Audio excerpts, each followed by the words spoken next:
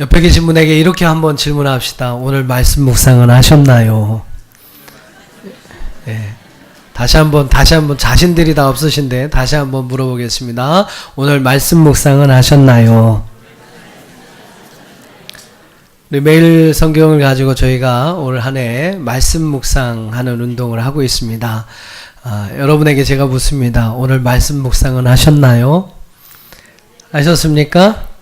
저녁에 하시려고요? 참. 그렇게 말씀하시면 할 얘기가 없네요. 저녁에라도 여러분 꼭 하십시오.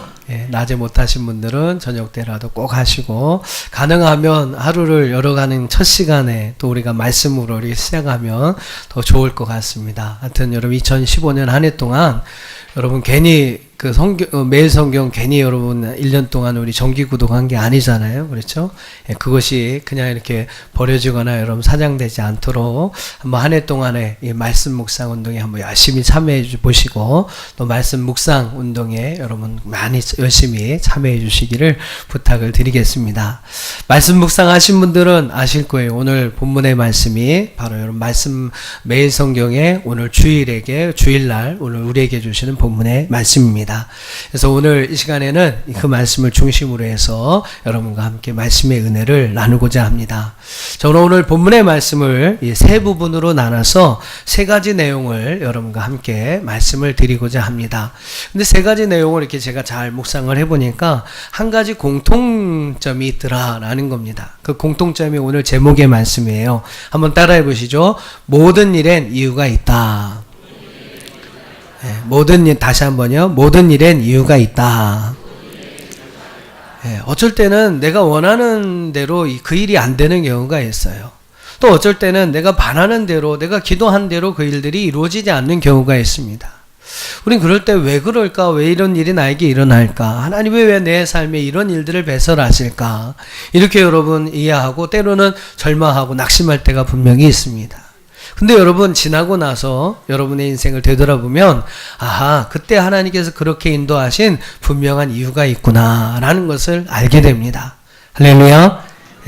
그러니까 여러분 모든 일에, 특별히 하나님 앞에 기도하면서 하나님의 은혜를 구하면서 살아가는 우리의 성도의 삶은요, 모든 일엔 하나님의 분명한 뜻이 있습니다. 여러분 그 뜻을 발견하고 그 뜻을 찾는 것이 중요하죠. 어려움을 당하느냐 안 당하느냐 여러분 그게 중요한 게 아니죠. 그 어려움 가운데 우리가 담겨있는 하나님의 뜻이 무엇인지를 알고 찾고 구하고 발견하는 것, 그것이 중요합니다. 아무리 여러분 어렵고 힘든 일이 있다 할지라도 그 속에서 우리를 유익하게 하시는 하나님의 뜻을 발견할 수 있다면, 그래서 오히려 그 고난이 오늘 우리의 삶에 유익이 될 수 있다면 고난도 여러분 감당할 만한 것이 되는 거죠. 고난도 우리에게 오히려 복이 될 수 있다라는 것입니다. 다시 한번 해보세요. 모든 일엔 이유가 있다. 모든 일에는 그럴 만한 분명한 이유가 있습니다. 오늘 본문의 말씀도 이제 저는 세 부분으로 나눈다고 말씀을 드렸는데 18절로 23절의 말씀 보면 하나님께서 이스라엘 백성들을 출애굽을 시키시는데, 모세를 통해서 출애굽을 시키시는데 출애굽을 시킨 이유가 이런 그 말씀 속에 나오고 있어요. 또 24절로 26절의 말씀 보면 좀 우리가 이해하기 어려운 한 가지 사건이 나옵니다. 하나님께서 모세에게 사명을 주시고요. 그 모세가 사명을 감당하기 위해 바로를 향해 나가는데 잠시 숙소에 머무는 동안 여호와 하나님께서 모세를 죽이시려는 사건이 나옵니다. 좀 이해 안 되는 그러한 사건이 나오는데 거기에도 분명한 이유가 있었다. 그렇게 하나님께서 모세에게 행하시려는 분명한 이유가 있었다라는 것이죠. 또 27절로 31절에 보면 하나님께서 모세에게 그의 형 아론을 붙여주셨던 그러한 이유가 있다. 80년 동안 어떻게 보면 혈육의 정이 끊어진 상태에서 살아왔던 아론을 굳이 하나님께서 모세에게 붙여주시는 이유가 있었다라는 거예요. 그래서 저는 그 이유들을 우리가 함께 살펴보면서 오늘 말씀을 통해서 함께 은혜를 나누고자 합니다. 이 말씀을 들으면서 내 삶 속에 진행되어지는 모든 일에는 분명한 하나님의 뜻과 계획과 섭리가 있구나. 그것을 여러분 발견하게 되는 저와 여러분 되기를 주님의 이름으로 축원합니다. 18절로 23절을 여러분 한번 보세요. 그 말씀에 보면 여호와 하나님께서 왜 모세를 통하여 애굽의 백성들을 출애굽시키려고 하시는지 그 이유를 말씀하고 있습니다. 뭐 다 여러분 설명해 드리니 그렇고 22절과 23절을 보시면 분명한 이유를 하나님께서 말씀하시는데 한번 22절과 23절을 같이 한번 읽어보겠습니다. 시작.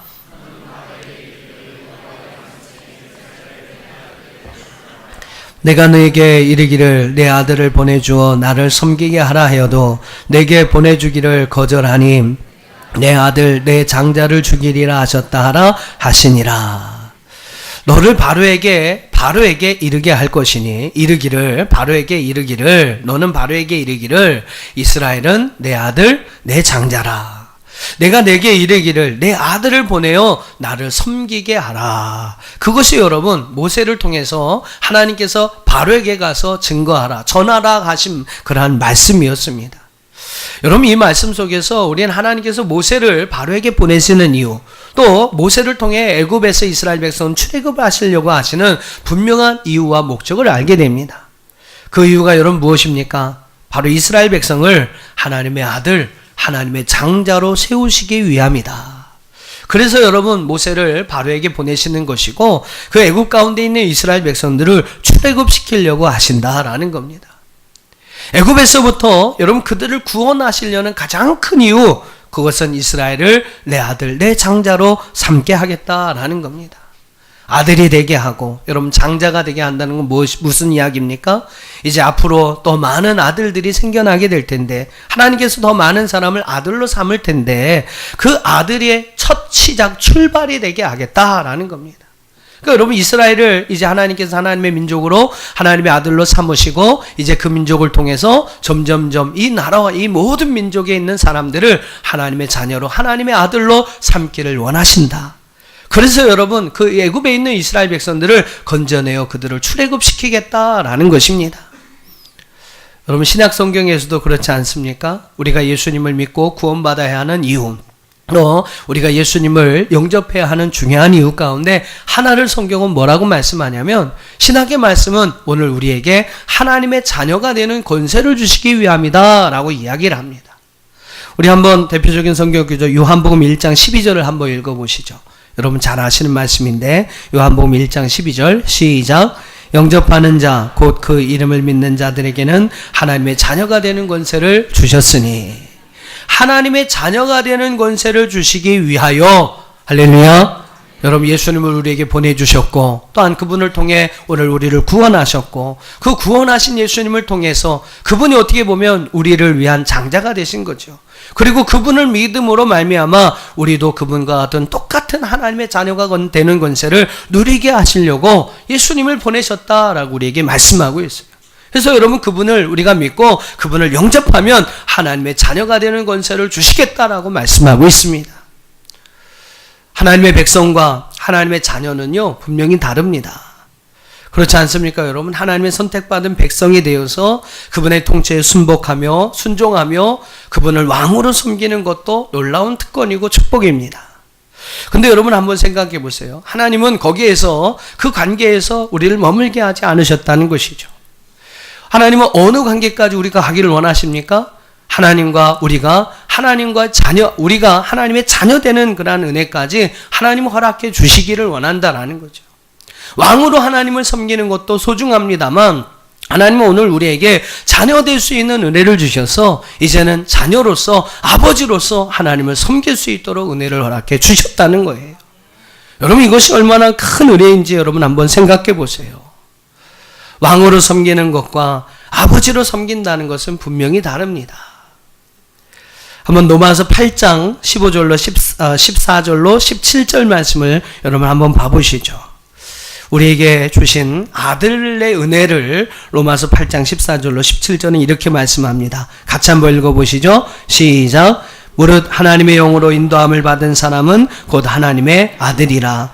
너희는 다시 무서워하는 종의 영을 받지 아니하고 양자의 영을 받았으므로 우리가 아빠 아버지라고 부르짖느니라. 성령이 친히 우리의 영과 더불어 우리가 하나님의 자녀인 것을 증언하시나니 자녀이면 또한 상속자 곧 하나님의 상속자요 그리스도와 함께한 상속자니 우리가 그와 함께 영광을 받기 위하여 고난도 함께 받아야 할 것이니라. 할렐루야. 로마서 8장 14절로 17절의 말씀 보면 우리가 하나님의 아들로 하나님의 자녀로 얻게 되는 두 가지의 놀라운 특권을 이야기합니다. 하나는 무엇입니까? 그분을 아빠, 아버지라 부르짖을 수 있다라는 거예요. 신하는요, 왕의 이름을 함부로 부를 수가 없습니다. 아유, 어떻게 여러분 신하가 왕의 이름을 함부로 부를 수 있습니까? 근데 여러분 자녀들은요, 그 아버지의 이름을 마음껏 부를 수가 있습니다. 어렵고 힘들 때 그 아버지 이름을 부르면서 아버지께 여러분 도움을 청할 수가 있어요. 필요한 것이 있으면 그냥 아버지 이름을 그냥 걸고 아버지 이름을 부르면서 그 아버지 앞에 달라고 때를 쓸 수가 있어요. 이것이 바로 여러분 자녀의 축복이고 자녀의 특권이라는 것이죠. 또 하나 뭐라고 이야기합니까? 자녀이면 또한 상속자가 된다라고 말씀하고 있어요. 상속자가 뭡니까? 아버지의 것을 물려받을 수 있는 특권이 바로 그 자녀에게 있다라는 거죠. 하나님은 오늘 우리가 하나님과의 자녀에 관한 관계 속에서 하나님의 것을 오늘 우리에게 물려주기를 원하신다는 거예요. 우리가 하나님의 자녀로서 하나님의 영원한 생명을 갖기를 원하시고, 우리가 하나님의 자녀로서 하나님의 기쁨과 만족을 갖기를 원하시고, 하나님의 자녀로서 하나님의 영원한 나를 갖기를 원하시고, 조금 더 크게 해야 아멘을 좀 크게 하실래나? 하나님 안에서 여러분 하나님이 주시는 영원한 영광, 영원한 기쁨, 영원한 소망을 여러분 우리에게 물려주시기 위하여서 하나님은 바로 저와 여러분의 관계를, 하나님과의 관계를 하나님의 자녀의 권세로 삼아주시기 원하신다라는 거예요. 바로 그래서 여러분 이스라엘 백성들을 애굽에서 출애굽시키시는 것이고, 바로 그 자녀가 되는 은혜를 주시려고 바로 예수님을 이 땅에 보내신 줄로 믿습니다. 그 이유를 아시겠죠? 왜 하나님께서 애굽에서 이스라엘 백성들을 출애굽하시려고 하시는가? 바로 이스라엘을 내 아들, 내 장자가 되게 하기 위함이다. 예수님을 보내신 이유도 아시겠죠? 우리를 구원하여 하나님의 자녀가 되는 은혜와 축복을 주시려고 예수님이 십자가에 달려 죽게 하신 것입니다. 우리가 좀 하나님의 마음을 좀 느낄 수 있어야 돼요. 하나님이 얼마나 우리와 가깝게 지내기를 원하시느냐. 여러분 뭐 부부간에는 무촌이라고 합니다만 그만큼 가까운 사이이기도 합니다만, 부부간에 뭐 이혼하면 남남이죠, 남남. 부부관계보다 여러분 정말로 인간의 관계에서 가장 가까운 관계가 무엇입니까? 바로 부모와 자녀 간의 관계입니다. 하나님은 바로 하나님과 우리의 관계가 그렇게 가까운 관계가 되기를 원하신다는 거예요. 그래서 여러분 하나님의 자녀, 하나님의 장자로서의 우리 삶을 살아가게 하시려고 여러분 이와 같은 은혜를 우리에게 주고 계신다라는 겁니다. 어떻습니까? 여러분 하나님의 그 간절한 마음, 하나님의 그 간절한 소망이 좀 느껴지시나요? 그 마음을 여러분 좀 기억하시면서 정말 여러분 하나님을 아버지로, 여러분의 아버지로 섬기며 살아갈 수 있는 저와 여러분이 되기를 주님의 이름으로 축원합니다. 24절로 26절을 보세요. 24절로 26절을 보시면 좀 이해하기 어려운 한 가지 사건이 나옵니다. 24절을 한번 읽어보실까요? 시작.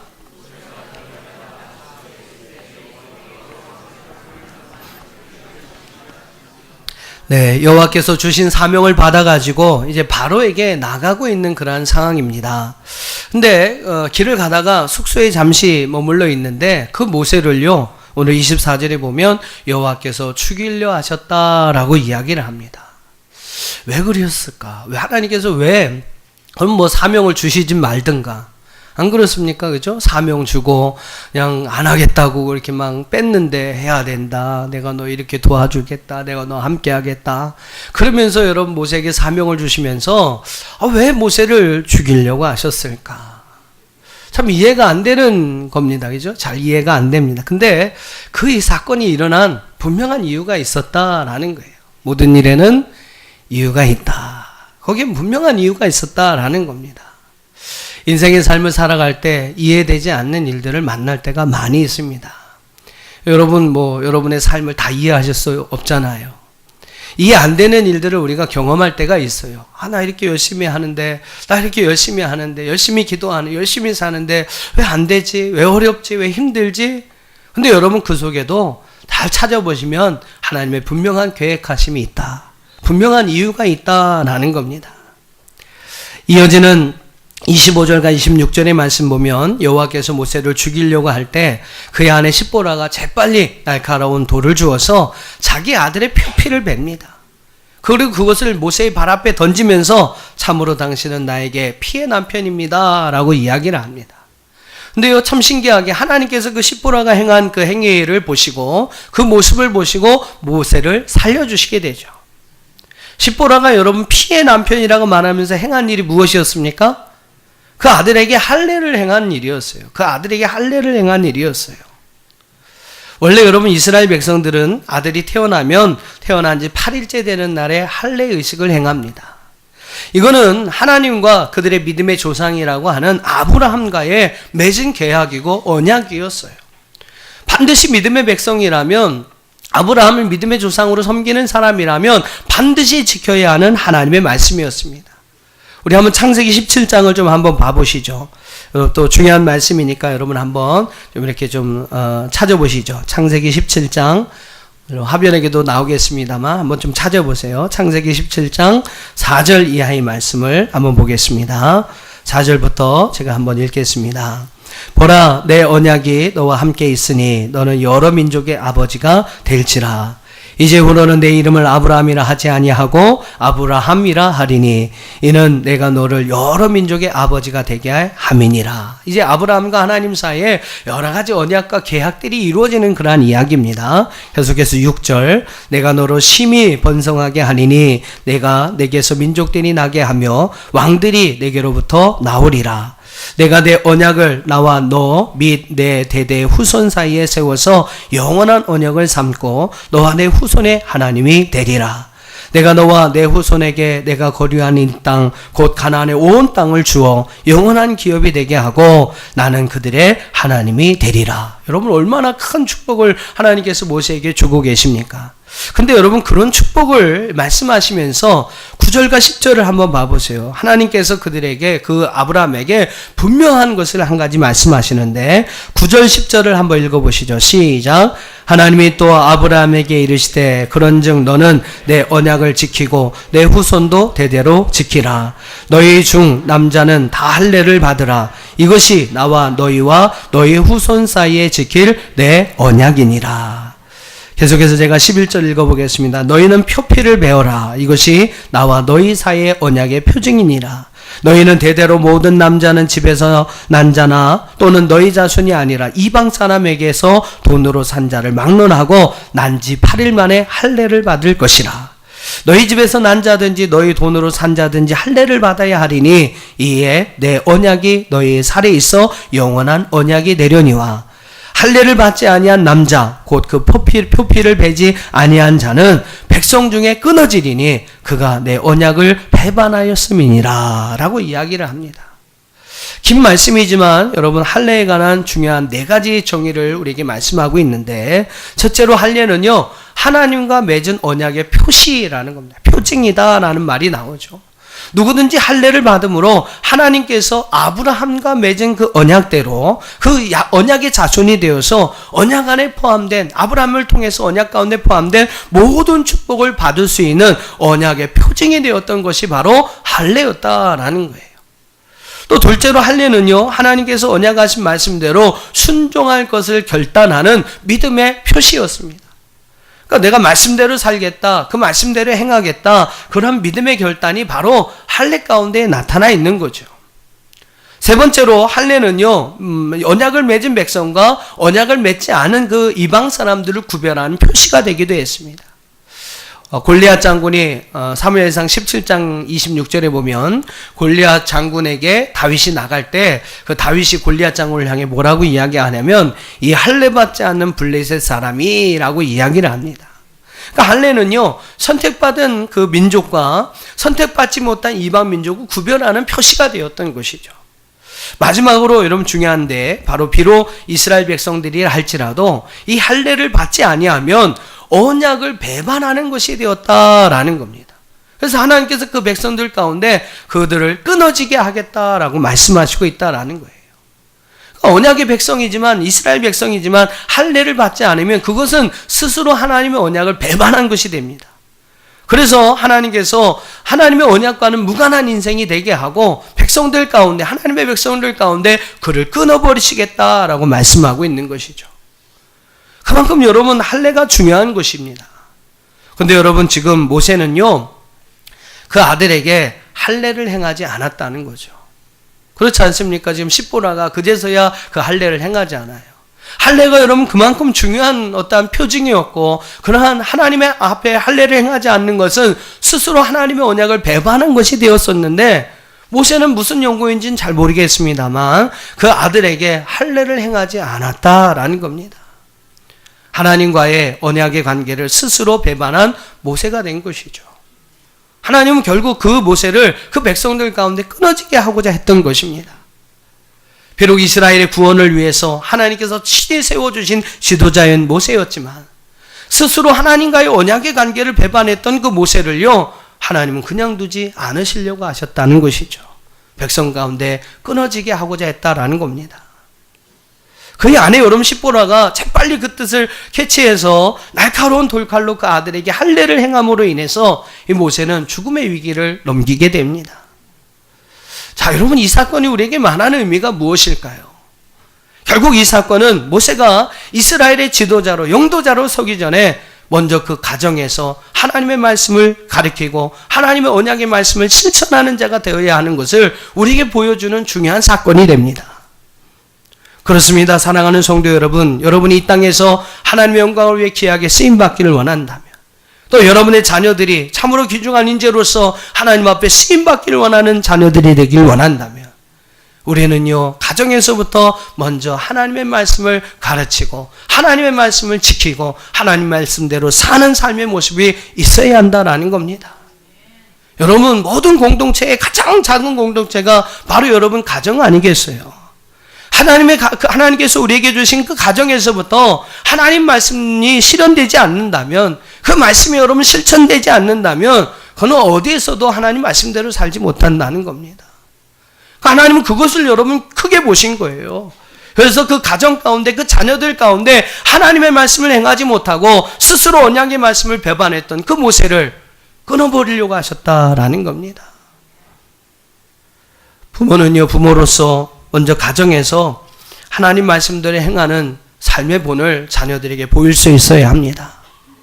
할렐루야. 여러분 모두 그런 부모가 되기를 주님의 이름으로 축복합니다.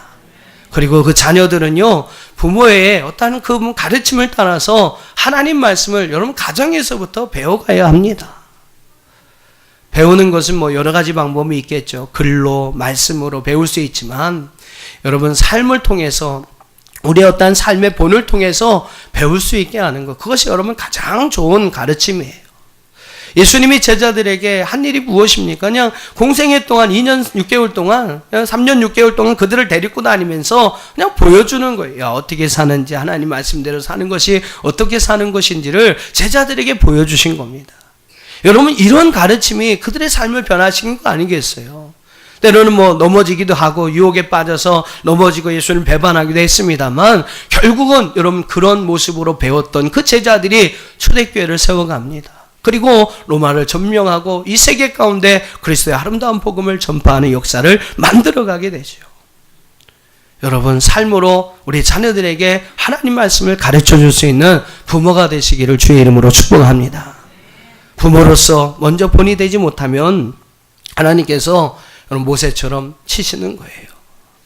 가정에서 여러분 자녀들에게서 본이 되지 못하는 네가 어떻게 한 민족을 이끌 영도자로 쓰임받을 수 있겠느냐. 하나님 너무나 여러분 단호하시지 않습니까? 가정에서 좋은 부모가 될 때 사회에서 좋은 지도자로 인정받을 수 있습니다. 가정에서 여러분 좋은 본이 되는 부모가 여러분 사회에서도 다른 이들에게도 좋은 본이 될 수 있는 지도자가 될 수 있다는 것을 꼭 기억하시길 바랍니다. 목회자들끼리도 그런 이야기를 합니다. 누가 제일 좋은 목회자냐? 뭐 농담으로 그런 얘기를 합니다. 그래서 뭐라고, 뭐 큰 교회 목사님이 좋은 목회자나? 아니다. 저희들끼리 하는 얘기가 있어요.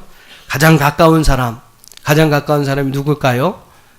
아내고 자식들입니다. 가장 가까운 사람들에게 정말로 목사로서 인정받을 수 있는 목사, 그 사람이 가장 좋은 목사다라고 이야기를 해요.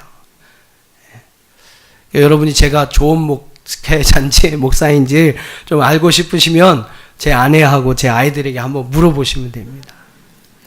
그냥 물어보시면 이렇게 솔직하게 대답을 안 하겠죠. 좀 맛있는 거 이렇게 사줘가면서 꼬셔야 돼요. 꼬셔야. 야, 잘 좀 얘기해봐. 솔직히 거짓말 하지 말고 솔직히 얘기해봐. 그래서 맛있는 것 좀 많이 이렇게 사주시면서 솔직하게 물어봐 주셔야 합니다. 그래야 제가 어떤 사람인지를, 제가 어떤 목회자인지를 알 수 있게 되는 거예요. 한번 해보세요. 한번 해보세요. 그리고 저도 참 궁금한데 저한테도 좀 얘기해 주세요. 아유, 하선이가 뭐라고 그러더라. 아니면 하영이가 목사님 이렇게 얘기하던데요. 이렇게 좀 얘기를 좀 저한테도 좀 해주세요. 여호와께서 모세를 죽이려고 하셨던 이유가 있었습니다. 네, 작은 일에 충성하는 자가 큰 일에도 충성할 수 있습니다. 가정에서 하나님 말씀을 충실히 지켜가는 그 사람이 어디에서든지, 사회에서든지 국가에서든지 어느 고위 보직에 있든지 여러분 그 말씀을 제대로 지켜갈 수 있는 사람이 되는 것이죠. 하나님 그것을 다 아시기 때문에 우리에게 먼저 작은 일을 맡기시고 그 일에 충성하는가를 먼저 보시는 것입니다. 그리고 작은 일에 충성할 때 그 가정을 잘 맡아서 정말로 하나님 원하시 기뻐하시는 모습으로 그 가정을 잘 이끌어갈 때 하나님 더 큰 일 맡기시고 사회에서도 여러분 국가적으로 민족적으로도 더 위대한 일들을 그에게 맡겨주시는 줄로 믿습니다. 사랑하는 성도 여러분, 작은 것을 소중히 여기시기를 바랍니다. 여러분에게 맡겨주신 가장 작은 공동체 가정을 귀하게 여기는 여러분들이 되기를 주의 이름으로 축원합니다. 모든 리더십은 바로 여러분 거기에서 시작된다는 것을 아셔야 돼요. 모든 성공은 여러분 바로 거기에서부터 출발한다는 것을 여러분 분명히 아시기를 바랍니다. 마지막 세 번째로 27절로 31절을 보세요. 27절로 31절은 이제 모세가 애굽에 도달하는 그러한 장면이 나옵니다. 사람의 기질을 보통 네 가지로 이야기를 합니다. 다혈질, 담즙질, 이런 여러 가지 네 개의 기질이 있는데, 기질적으로 볼 때, 여러분 이 모세는요, 전형적인 우울질 모드를 가진 그러한 기질을 가진 사람입니다. 리더자로서는 별로 안 좋은 그러한 기질이에요. 이 우울질은 리더자로서 별로 안 좋은 기질입니다. 무슨 일을 해도 자기가 막 스스로 앞장서 하는 게 아니라 억지로 그냥 남에게 떠밀려서 해야 되는 사람. 그런 사람이 여러분 기질을 가진 사람이에요. 또 어떤 일을 할 때 막 생각이 많은 사람 있잖아요. 그러니까 막 생각 없이 그냥 팍팍팍팍 막 일을 추진하고 결단하는 것이 아니라 이렇게 하면 이 사람은 어떻게 생각할까? 이렇게 하면 저 사람은 어떻게 생각할까? 막 지금 고개 끄덕끄덕 하시는 분이 있어요. 내가 그렇다는 거죠. 예, 어떤 일을 생각할 때 막 이것저것 많이 생각이 많은 사람이 있어요. 여러분 그 사람이 바로 모세 같은 사람입니다. 그래서 모세는요, 애굽에 가면서도 많은 생각이 있었을 거예요. 특별히 여러분 가족 간의 관계를 한번 생각해 보세요. 80년 만에 만나는 어떻게 보면 형입니다. 친형인데, 혈육인데, 여러분 80년 만에 만나게 될 형이. 그리고 여러분이 동생이 어떻습니까? 40년은 왕국에서 막 호의호식하면서 살다가 나중에 막 사고치고 도망가서 살잖아요. 근데 여러분 그런 모세를 만나야 하는 형, 또 그런 모세가 형을 만나게 되는데 여러분 상황이 어쩔까요? 여러 가지 생각이 모세가 많았을 거예요. 형 아론이 나를 알아보기나 할까? 부모님들이 살아계신다면 나를 알아보기나 할까? 그들이 나를 반갑게 맞아줄까? 혹시 모른 척하고 무시하지는 않을까? 또 내가 이스라엘 장로들에게 백성들에게 가서 이런 얘기를 해야 될 텐데 그 이야기를 그들이 들어주기는 할까? 호의적으로 들어줄까? 받아줄까? 아니면 그냥 콧방귀를 끄면서 모른다고 할까? 모세에게 여러분 여러 가지 걱정과 생각이 참 많았을 겁니다. 하나님은요 이런 모세의 마음을 이미 알고 계셨다는 거예요. 그리고 그 모세를 위하여 이미 모든 것을 준비해 가십니다. 그 준비하는 과정 속에 제일 중요한 사람이 바로 여러분 아론이었다는 거죠. 자, 27절을 한번 읽어보겠습니다. 27절 시작.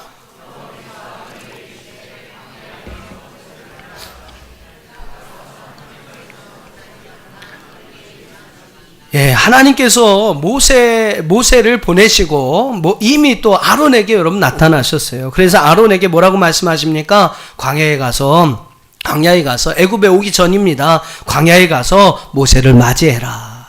그가 가서 하나님의 산에서 모세를 만나 그에게 입맞추니라.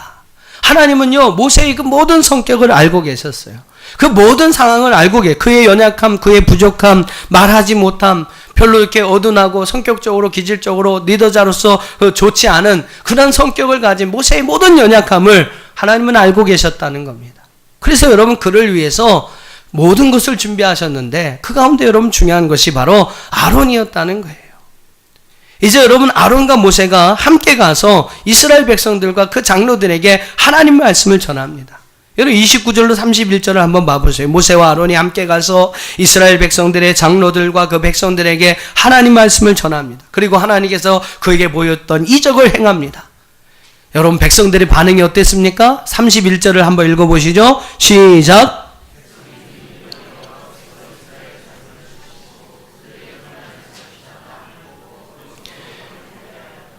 모세는 걱정이 많았어요. 내가 가서 이야기하면 그들이 하나님이 누구냐고 할 것이 무엇입니까? 또 내가 가서 이야기한들 그들이 내 말을 듣겠습니까? 여러 가지 갈등, 고민, 걱정이 많고 생각이 많았어요. 근데 여러분 하나님께서 붙여주신 아론과 함께 가서 백성들에게 하나님의 말씀을 전하고 이적을 행하니까 그들이 다 믿었다고 했습니다.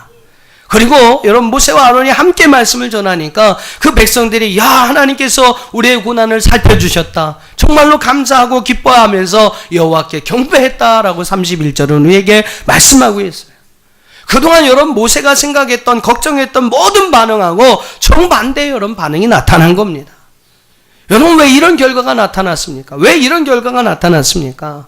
하나님께서 모세의 약함을 아시고요. 그를 위해서 필요한 모든 것을 이미 준비하셨기 때문에 아론을 통해서 여러분 그 모세의 모든 필요한 연약함들이 아론을 통해서 다 채워졌던 거예요. 하나님께서 그 아론을 준비하여 모세의 파트너가 되게 하시고 그 모세의 연약한 부족한 모든 부분을 하나님께서 채워주셨습니다. 이미 모세를 위해서 모든 것을 준비해 놓으시고 정말로 그 모세를 위하여 모든 것을 하나님 아름답게 만드시려고 배설하신 그 모든 결과들을 우리는 볼 수 있습니다. 여러분 어떻습니까? 여호와 하나님께서 모세에게 아론을 붙여주신 이유가 있지 않습니까? 하나님은 모세의 부족함, 연약함을 알고 계셨어요.